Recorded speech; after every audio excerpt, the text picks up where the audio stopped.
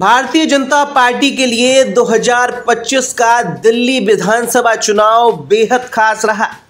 चुनाव के परिणामों ने आम आदमी पार्टी के अरमानों पर झाड़ू फेर दी और 27 साल बाद दिल्ली में भारतीय जनता पार्टी का कमल खिल गया। तो चलिए इस खबर को आपको विस्तार से बताते हैं।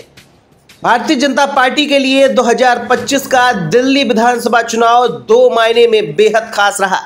पहला तो ये कि उसने 27 साल का सूखा खत्म कर दिया और दूसरा ये कि उसका राजधानी की 11 सीटों पर अभी तक खाता नहीं खुला था, लेकिन इस चुनाव में उसने 3 सीटों पर जीत की शुरुआत कर दी और इसमें से एक सीट रिजर्व भी शामिल है। बीजेपी ने 70 में से 48 सीटों पर जीत हासिल करते हुए सत्ता पर कब्जा जमा लिया है। 2025 के चुनाव से पहले दिल्ली में 11 ऐसी सीटें थी जहां से उसे अब तक एक बार भी जीत नहीं मिली थी। इन 11 में से सुल्तानपुर माजरा, कोंडली, अंबेडकर नगर, मंगोलपुरी और देवली वो सीटें हैं जो अनुसूचित जाति के लिए रिजर्व हैं और बीजेपी का खाता तक नहीं खुला था। साल 2025 के चुनाव में बीजेपी को बड़ी जीत मिली है।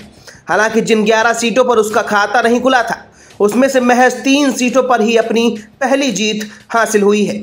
रिजर्व और मुस्लिम बहुल सीटों पर बीजेपी को काफ़ी काम करना होगा, क्योंकि अभी भी 8 सीटें ऐसी हैं जहां अभी तक खाता नहीं खुला है।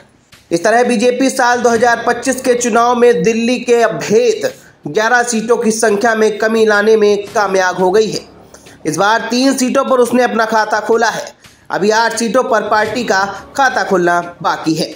अब देखना ये होगा कि अगला चुनाव जब 2030 में होगा तब बीजेपी यहां से अपना सूखा खत्म कर पाने में कितना कामयाब होती है।